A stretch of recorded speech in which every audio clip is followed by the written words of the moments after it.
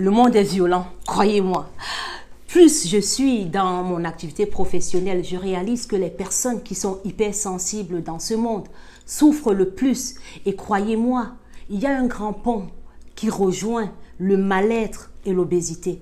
Et là, je suis allée chez une personne qui a sollicité mes services pour l'aider justement à réaliser, à revoir tout ce qui ne va pas parce que, soi-disant, tout le temps, quand elle engage quelque chose, elle entame quelque chose, elle n'arrive pas à perdre du poids. Donc, je suis allée chez elle la rendre visite. J'arrive, tout est désordonné, je vais dans sa chambre et elle me dit, regarde mon placard, regarde ce que je mange. Je dis non, est-ce que vous me permettez de faire un tour? Donc, du coup, je fais un tour, je réalise que tout est en dessous, entassé, tout est désordonné. Et quand je la retrouve dans sa cuisine, elle s'effondre sur mes épaules et puis elle pleure. Donc, le monde est terrible. Et c'est à l'issue, du coup, voilà, qu'elle me confie, en fait, que c'est elle qui joue l'éponge. Bon, avant cette histoire d'éponge dont je vais y revenir, il y a le fait qu'elle souhaitait déjà perdre du poids. Son mari s'en opposait. Son mari la trouvait belle comme ça, avec ses rondeurs. Mais seulement, son mari l'a trompée avec une femme mince. Donc, c'était la petite goutte d'eau, hein, comprenez-moi, je rigole, mais qui débordait le vase. Donc, et à l'issue aussi de sa décision de perdre du poids, il y a quelques-unes de ses amies, une fois elle s'est lancée, qui l'avaient découragée en fait, qui trouvaient qu'elle devenait moche parce qu'elle était en train de perdre du poids et qu'elle avait l'air vieille et tout. Et cette dame, elle était tellement hypersensible, fragile, je ne sais pas, une personne de très très sensible. Donc en fait, tout ce qu'on lui dit, ça joue directement sur ses émotions. C'est le genre de personne à qui, quand on voudrait dire t'es belle, ça l'affecte, ou t'es moche, ça l'affecte directement. Peu importe les critiques que vous allez l'apporter, que ce soit positif ou négatif, ça compte. Cette dame était complètement épuisée émotionnellement par le poids de son conjoint. Déjà, c'était un couple mixte, donc savoir comment vit l'autre avant de se marier, c'est pas toujours évident. Donc, elle a découvert par le poids de la famille de l'autre qui réside de l'autre côté, donc de sa famille, de sa belle famille, de ses enfants, parce que c'est une dame de famille nombreuse déjà. 5 enfants, c'est pas facile à gérer en France. Hein. Et surtout, il fallait qu'elle travaille, qu'elle soit celle qui ramène de l'argent, qui doit cuisiner pour son mari en même temps, parce que son mari étant noir, vous savez que parfois, ils ont du mal à aider leurs femmes. Donc cette dame, elle était complètement épuisée. Elle était complètement en train, au bout du suicide. Mais seulement, personne ne l'a remarqué. Donc le pire, c'est que même des amis sur qui elle pouvait compter, ou elle croyait pouvoir compter, la déstabilisaient tout le temps. Les personnes les plus proches dans sa vie sur qui elle pensait pouvoir compter, c'était des personnes qui n'avaient complètement rien à foutre de ses émotions. Parce que je ne pourrais pas croire que vous allez vivre avec une personne et vous ne savez pas si elle est hypersensible ou pas. Et ses amis profitaient complètement pour aller au restaurant. Il fallait que c'est elle qui paye. C'était tout le temps de la manipulation. On ne faisait que profiter d'elle dans ces relations en fait. Donc, vu cette histoire dont je vous parle, de la vie, de la société, si vous voulez perdre du poids et ne pas en reprendre, ou si vous voulez prendre votre vie en main, c'est pareil, parce que là, ça compte si vous êtes une entrepreneuse, si vous souhaitez prendre votre vie en main, si vous souhaitez réellement prendre votre santé en main. Vous devez savoir qu'il y a des émotions qui peuvent vous tuer. Vous devez savoir avoir des limites. Vous devez être radical par rapport à certaines personnes qui vous pourrissent la vie. Parce qu'il est hors de question que vous soyez au bout du suicide. Et même si vous arrivez à vous tuer, croyez-moi, votre conjoint trouvera une autre femme, hein, peut-être plus jeune et plus belle que vous. Vos enfants peut-être appelleront une autre femme maman. Votre vie vous appartient et même combien de personnes sur vos amis pourront être à votre deuil. Combien de personnes même, est-ce que toute votre famille pourront être à votre deuil? Votre vie vous appartient.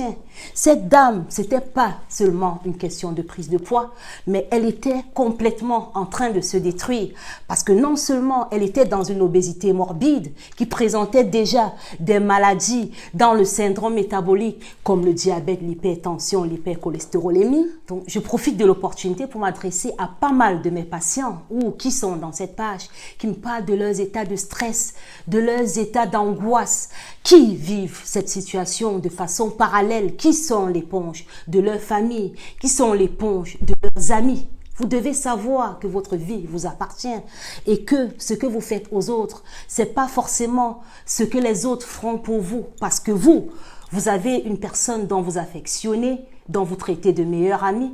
Mais au bout, est-ce que vous êtes sa meilleure amie pour vous? Est-ce que c'est réciproque?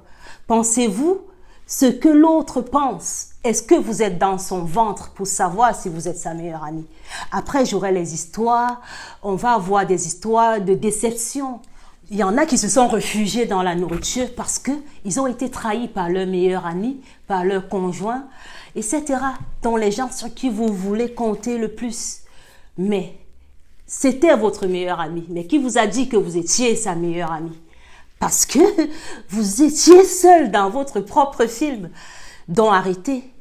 Sachez que dans ce monde, vous devez vous protéger émotionnellement. Vous devez savoir mettre des limites parce que, à un moment donné, si des personnes vous pourrissent la vie, vous devez être radical. Ce que vous tolérez aujourd'hui indique à l'autre, au manipulateur en face de vous, ce que vous devez accepter et comment il devrait se comporter avec vous.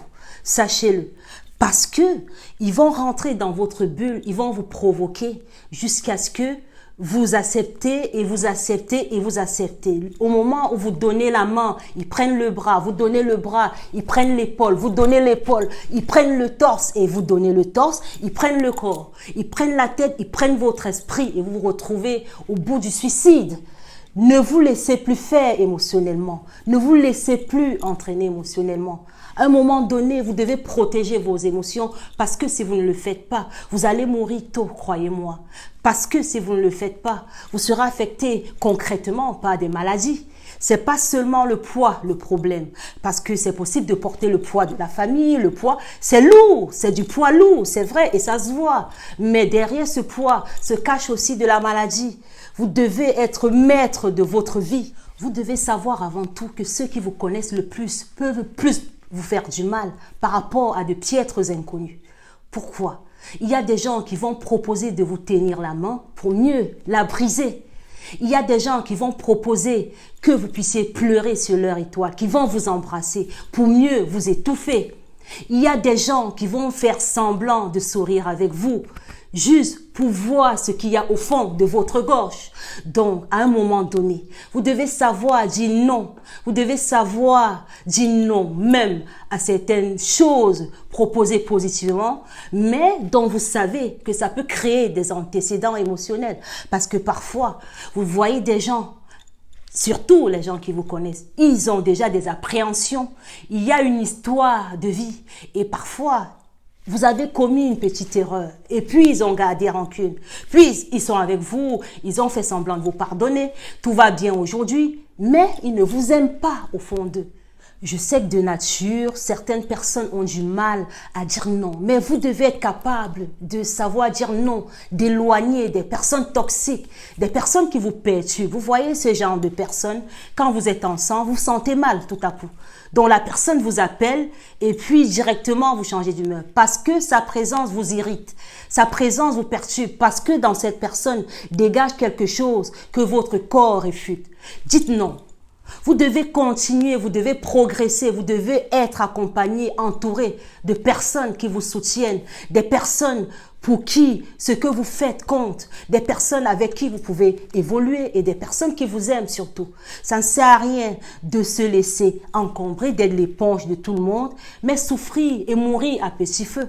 Généralement, ceux qui pleurent à chaudes larmes comme ça, mais j'en suis encore choquée, j'en tremble encore, mais c'est toujours des bonnes personnes. C'est curieux, mais les bonnes personnes, parfois, ne trouvent pas leur place dans ce monde parce que le monde est cruel, le monde est méchant, le monde est violent. Parce que tout ce qu'ils font de bien, c'est rendu de façon dramatique. C'est le contraire, c'est le yin et le yang. Les gens accueillent la bonté, la morale, les bonnes valeurs, tout ce qu'on dit, tout ce qu'on propage, les dons, par la violence. Et c'est ça qui est extrêmement dangereux. Vous devez apprendre à vivre avec les gens. Vous devez protéger vos émotions. Ça ne sert à rien de pleurer à chaudes larmes. Le monde s'en fout si vous êtes triste. Si vous mourrez, la vie continue. Personne ne viendra même à votre deuil. Ben, quelques personnes, mais les gens s'en fichent. La vie va continuer et le monde ira. Ne venez plus pleurer et me dire telle personne m'a trahi. J'étais là pour ma nièce, pour mon oncle, pour ma tante, pour ma soeur, pour mon frère. Et personne ne m'a jamais rendu ce que j'ai fait. J'ai toujours donné et personne ne m'a rendu. Parce que le monde est cruel. Personne ne vous rendra ce que vous donnez. Personne ne vous aimera comme vous les aimez. Personne. Il y a 90% de ces personnes-là qui ne cherchent à prendre, qui ne cherchent à profiter de vous. Et ça va toujours être comme ça. Tant que vous êtes hypersensible, que vous cédez à tout, vous cédez à tous les caprices, vous pardonnez tout, ben ils seront toujours là pour puiser votre énergie, pour pouvoir s'enrichir et améliorer leur propre vie.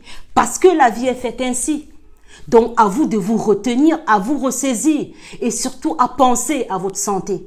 Parce que si vous ne le faites pas, vous allez mourir. Parce que vous allez finir par sombrer dans une addiction ou une autre.